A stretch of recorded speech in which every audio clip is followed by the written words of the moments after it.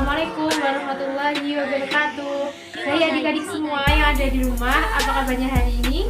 Semoga adik-adik selalu dalam keadaan sehat walafiat dan dalam lindungan Allah Subhanahu wa taala. Amin. Baiklah, untuk mengawali pembelajaran pada pagi hari ini, marilah kita membaca basmalah bersama-sama terlebih dahulu. Bismillahirrahmanirrahim. Seperti biasanya, untuk pertemuan kali ini silahkan mengisi nama, kelas, dan nomor absen di kolom komentar di bawah ini. Baiklah adik-adik, pada video kali ini kakak ingin bercerita tentang sebuah kisah Nabi Yunus alaihissalam. Nah adik-adik, siapa yang ingin mendengarkan cerita di kakak? Tapi sebelum mendengarkan videonya, jangan lupa untuk duduk dengan rapi dan dengarkan videonya hingga sampai selesai ya.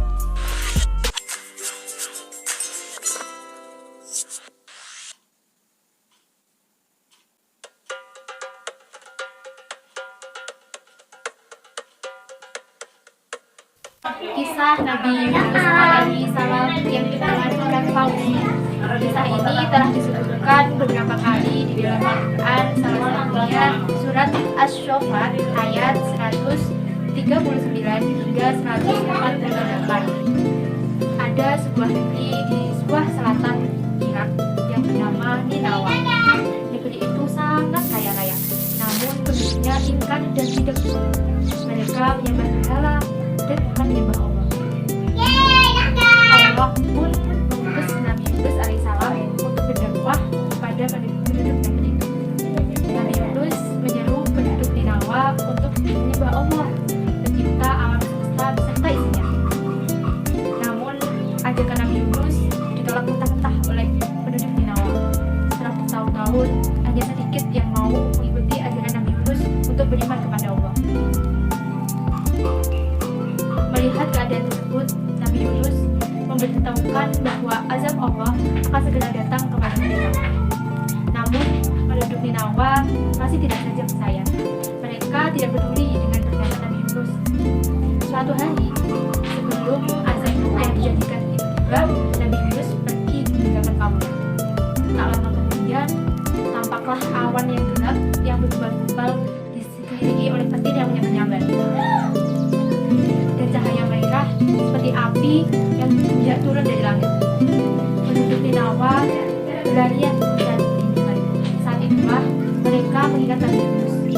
Para penduduk pun berbondong-bondong mencari Nabi Yunus. Mereka beramai-ramai mohon ampun dan bertobat kepada Allah.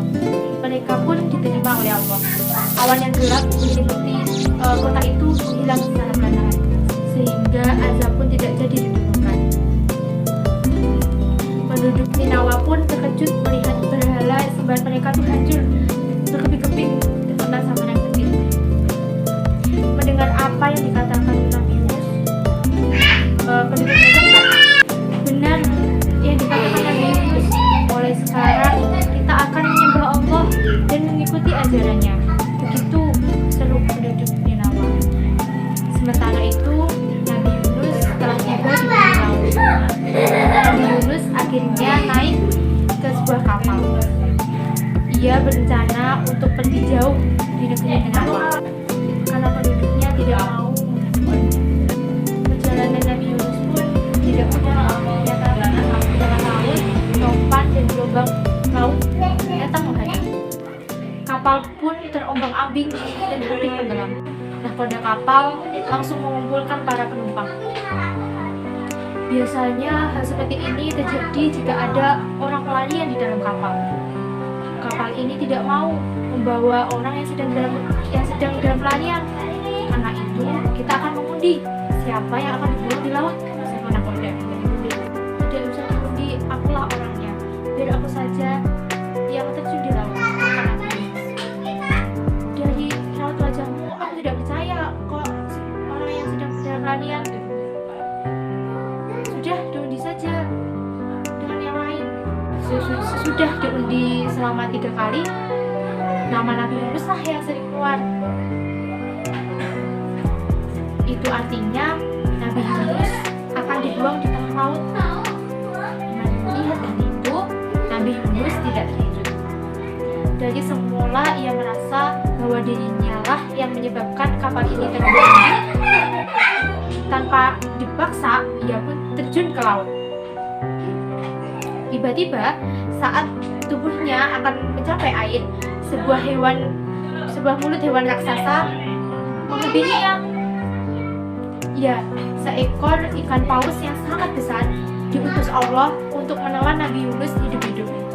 Ikan paus itu diperintahkan Allah agar tidak memakan daging yang meremukkan tubuh Nabi Yunus, karena Nabi Yunus itu bukan santapannya.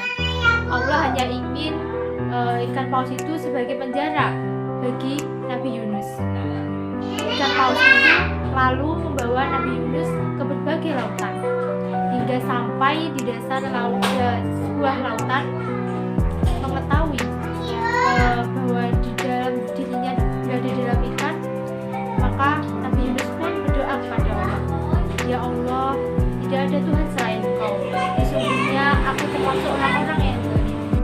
Nabi Yunus terus menerus berdoa memohon ampun kepada Allah Subhanahu wa taala atas kehilafannya. Allah pun mendengar doa Nabi Yunus dan berkenan mengambilkannya. Dengan perintah Allah, paus besar yang menelan Nabi Yunus perlahan-lahan berenang ke tepi laut dan memecahkan tubuh Nabi Yunus yang sakit dan lemas ke daratan. Allah lalu menumbuhkan sebatang pohon dari jenis labu dan melindunginya dari terik matahari sampai keadaan tubuhnya membaik. Setelah Nabi Yunus sehat kembali, Allah Subhanahu wa taala memerintahkan Nabi Yunus untuk kembali ke negeri Ninawa. Sesampainya Nabi Yunus alaihissalam di negeri Ninawa, disambut oleh kaumnya dengan sukaria, dan penduduk negeri Ninawa sudah beriman kepada Allah Subhanahu wa taala. Nah, pesan apa yang bisa kita ambil dari kisah beliau? Yang pertama, kita harus menjadi orang yang sabar dan selalu berusaha dalam hal apapun. Yang kedua, kita harus selalu beriman dan takut kepada Allah.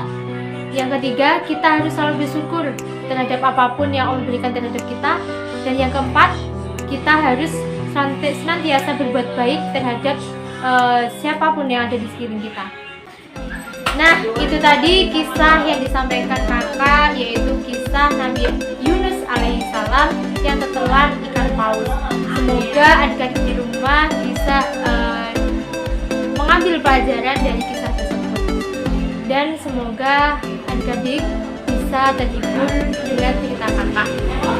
Sebelum mengakhiri pembelajaran Al-Quran ini, marilah kita bacaan Alhamdulillahirabbil alamin. Kurang lebihnya kakak mohon maaf.